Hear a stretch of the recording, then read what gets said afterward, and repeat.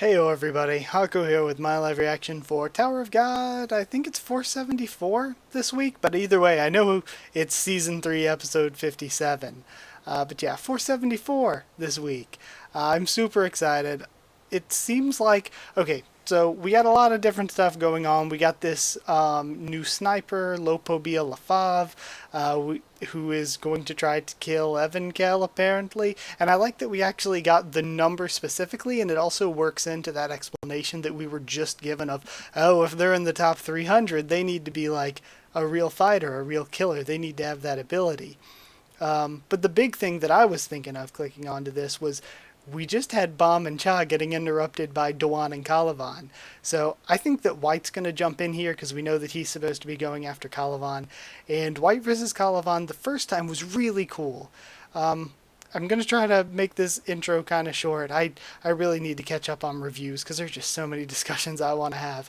But the first time they fought, it was like Kallavan had a distinct disadvantage. It was clear that Kallavan was likely a bit stronger, but White was still able to hold him off pretty well and even damage him, which was pretty crazy because Kallavan's one of the, at least physically and power-wise, strongest characters we've ever seen in the series.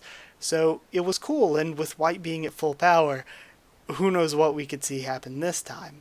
On the other side of things, I want to see more story going on with Cha and Dewan. I think it's really interesting because, like, when they were first introduced, it really felt like it was going to be one of those situations where Baam's the main character, things work out for him fine. He's going to save Dewan, Dewan is going to go and team up with him and be his ally or whatever. And Cha is just this destructive guy who's going to be unleashed upon the world, and he's going to have this frustration and this grudge of not being able to defeat Zahard when he was sort of a freedom fighter against him. But instead, CU totally switched roles on us, and I think it makes both characters more interesting in a way. I'm kind of interested in Cha in this role of seeing Baam as, oh yeah, I couldn't do it, so here's this chosen one, and he was visited by probably the same person Dewan was, who is maybe some version of Zahard himself, maybe another prince of Zahard. If there are 13-month weapons, there are probably 13 rings, you would assume. So there's maybe 11 other people we don't know of that might have a ring and look like Zahard. So we don't know what Cha knows to make him even more like this, wanting to follow Baam, and totally going the opposite way with Dewan, where Dewan was like, okay, what I want is peace, so I guess if I kill this kid, then I could get peace. Even if it's not the good peace that I want, I could maybe get some peace. So I think it makes their characters more interesting. So I'm excited for all that. Either way, though, let's get to reading. All right, starting off with Kallavan, where we last saw him. Stay away from the defensive wall. If you take another step towards it, and I really like his little beret with the symbol on it. I'll turn you to dust in 5 seconds. Kallavan. Now we have Kallavan charging up some energy right there. Alright, just checking my recording, making sure everything looks fine, honestly. Kallavan just appeared in front of the second defensive wall. Now we have Kuneye reacting, right where the Slayer candidate is. What? We have Evankhell and Yama, but most importantly, White. Oh, that is so good. Alright, 52nd Floor, A Rough War 2. That's right, they changed the title last chapter. Alright, got Baam looking back toward Kallavan. Serviole, Cha. Okay, and we have Dewan's flower Shinsu. If you guys try to get past here, I'll do whatever it takes to stop you. Dewan, why are you doing this? Don't you get it? I'm trying to stop the war. What are you talking about? Zahard's army started this war. They're the ones who kidnapped the Slayer candidate's master. They've got our friends. They've got our friends from the Hidden Grove. Oh yeah, that's a whole nother sort of issue with their characters. If you guys don't back down, they're all gonna die. What? What do you mean? Honestly, I don't know if they can afford to kill their friends from the Hidden Grove, because that's just going to turn Dewan against them, and with Dewan and Cha both going against them, they've kind of screwed themselves even further here. Dewan's kind of an asset, you would think. What do you mean? Don't move. Cha, stay right there. I won't forgive anyone who spreads this war anymore. Not even you.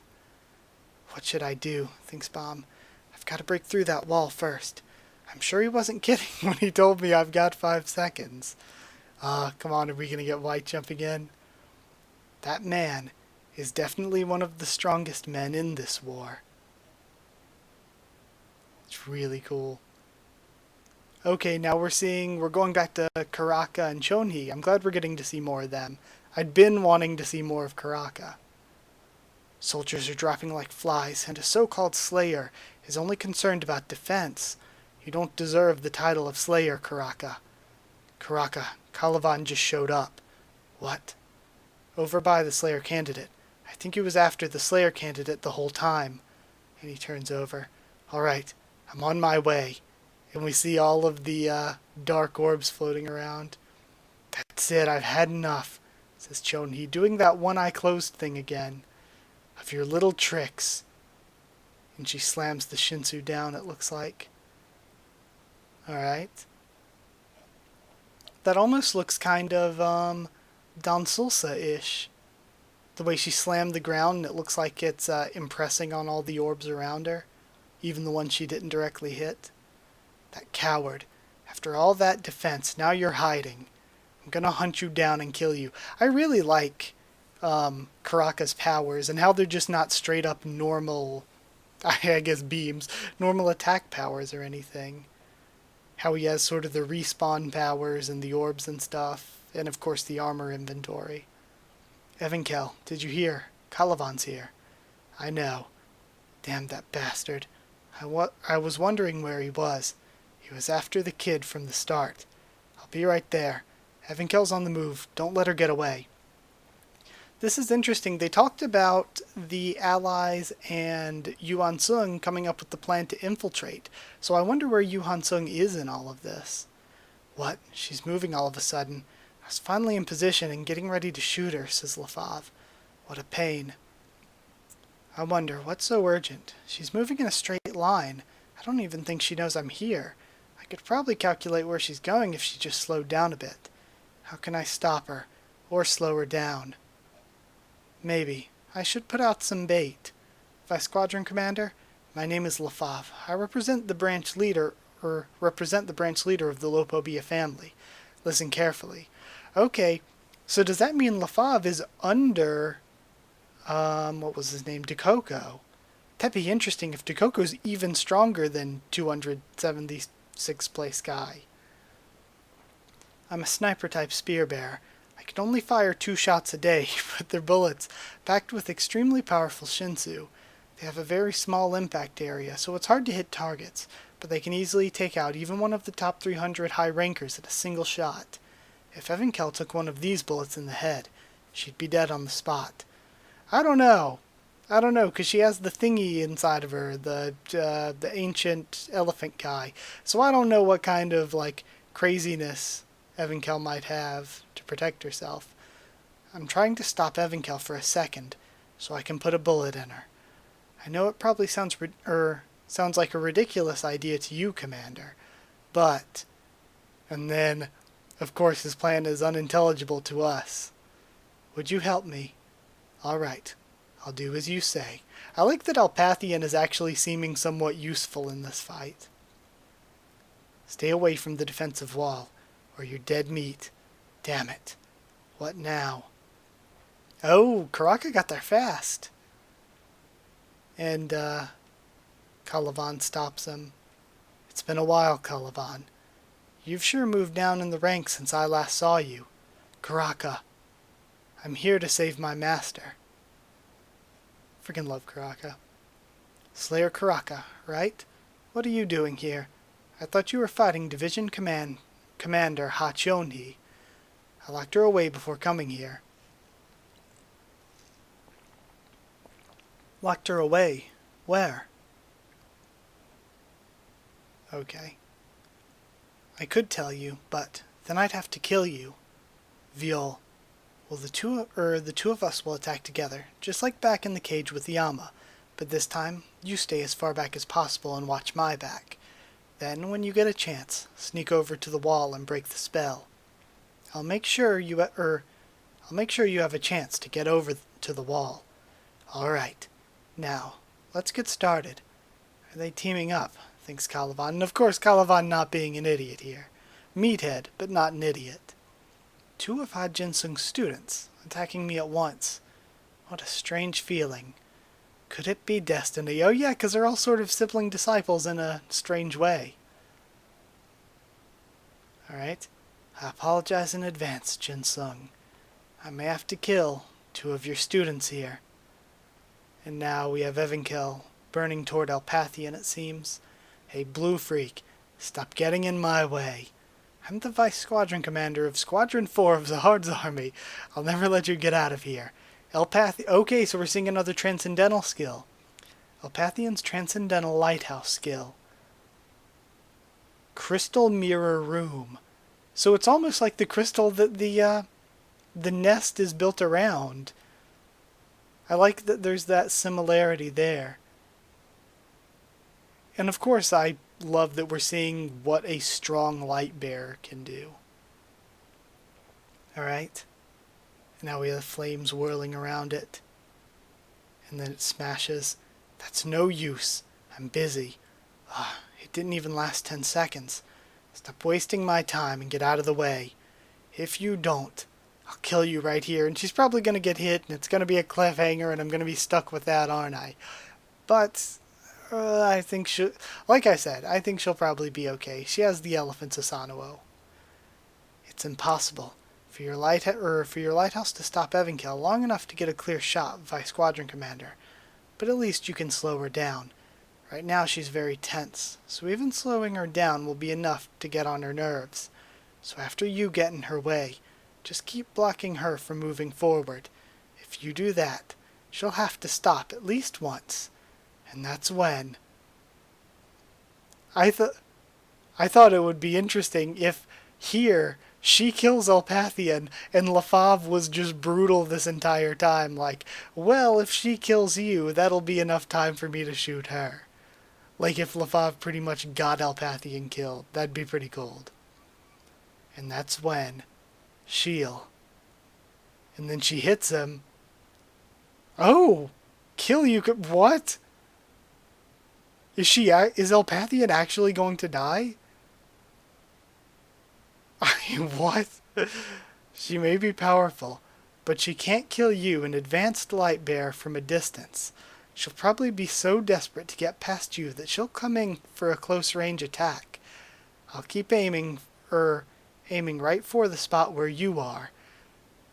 Yeah, I thought they were going to do some, like, what was it, like, Raditz special beam cannon stuff, where Elpathian was going to, like, basically get shot through in order to hit Evankhell. But I didn't expect him to actually die like this. It will be crazy if he does. Then, right when Evankhell stabs you, Lord Kallavan, I'm sorry. I offer my life for the sake of the squadron. Right at that moment, hand me the control of your lighthouse.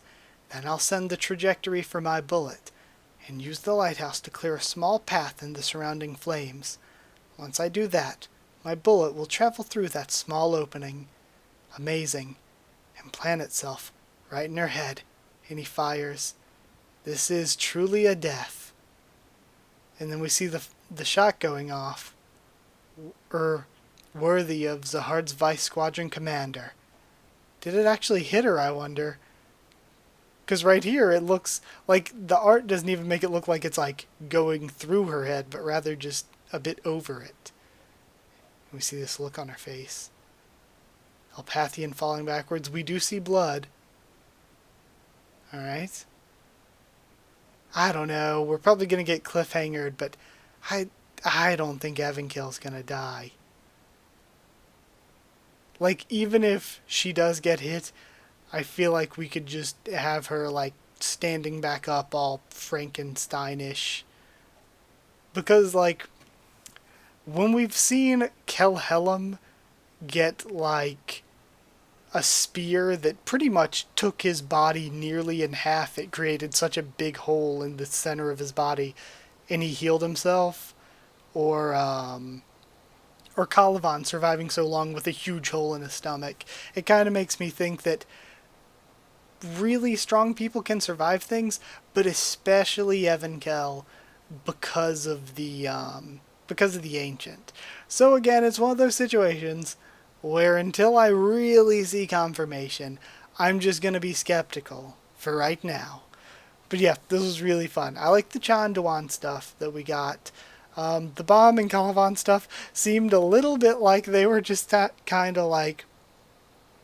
I'm not saying that CU was padding for time, but like they were padding for time, where Kallavan's like, don't move, I'm gonna kill you. Seriously, don't move. And Baam's just sitting there like, shit. Just like thinking to himself, trying to like stretch out this amount of time. Karaka got there quickly, seems to have trapped Hachonhi by using his teleporty balls. So that's cool. It's good to see Karaka doing cool things. That is very nice. We still haven't seen White show up, and again, I feel like White is going to be the Deus Ex Slayer to get Baam out of this situation, because Kunagro Agnes has had this whole plan to get White's power back so that he can go after Kallavan, and if White doesn't actually go after Kallavan, it will have made the Kunagro Agnes stuff sort of not as important for the moment. I mean, it could always be used in a different way, like they use White's powers for something else, and it's like, wow, it's a good thing Kun did that, or else we would have been screwed. But I do think we'll see White going after Kallavan here soon, which makes me a little bit nervous for Karaka, but I think Karaka will be fine. There's still so much more we need to learn about Karaka. Though if Karaka's mask got knocked off, that would be nice. I want to finally see Karaka's identity, even though it could just be the semi-disappointing reveal of them looking exactly like Wingnan / Sahard. Which would be like, okay, they still look cool, I guess, but they look exactly like these two other characters, which is kind of pretty likely, I suppose. Unless Karaka just got the ring from somebody else and they aren't an actual prince themselves and they have a cool backstory with that, but that's a bit convoluted. And the Evankhell stuff was good too. Lafav seems like an actual boss. It's cool seeing Elpathian as a light bearer who is a high level who can do cool things. We haven't really got to see that very much, so it's good to finally see a light bearer doing some really like mega high level stuff. And Evankhell, I don't think is dying. I mean, they could kill Evankhell here. And I don't know. I like Evankhell, but I'm sort of the type that's like, if a character death helps the story in the future, and if it's like kind of a good character death, I'm all for it. So I'm not really against Evankhell dying here. I just don't think it's going to happen. Though, now that I think about it, I don't think it's going to happen because of the Ancient within Evankhell, but what if Evankhell is dying here plot-wise because Evankhell has the Ancient? Evankhell could be dying here so that the Ancient's like, well shit, I need a new place to go, and then Rak gets the Ancient powers. But I might be getting ahead of myself. I really would love something cool like that for Rak, but I might be getting ahead of myself there. It would be cool though. Also, like I mentioned, midway through this, we still have a whole bunch of other people who will probably show up throughout this arc, but we don't know what Yuan Sung is doing at the moment either. Besides Yuan Sung, we still have Kunagro Agnes, Ship, and Hatsu, whatever they're going to do after this Get White's Powers Back plan, and I'm pretty sure that Elaine, well, they mentioned Hockney last chapter, so I'm pretty certain Elaine and Hockney are there as well. They're probably another, they were probably also in suits. I don't know, did we actually see that? We might have actually seen that. They may have also been, that might have been last chapter, we might have actually seen that. They might have also been in suits, in disguise, fighting like Ship and Hatsu were. So yeah. Either way, I'm going to end this. I'm just getting way off on all these trails. I'll get reviews up as soon as possible. Going to be doing reviews of the 2 anime episodes really, really soon, hopefully tomorrow. and then a new anime reaction Wednesday when the new episode's out. I'm loving the anime, though. It's amazing. First episode, I thought the second half was amazing. First half was good. The second episode, though, killed it. It was amazing. Second episode was great. So I'm really excited now for like Crown Game and all this stuff that we're getting. Hide and Seek, freaking Narmada, Ignition, and all that. So yeah, there's a lot of cool stuff coming with that. But either way, like, comment, subscribe, follow on Twitter if you want. If you want a link to the Discord server, asking I can give you one.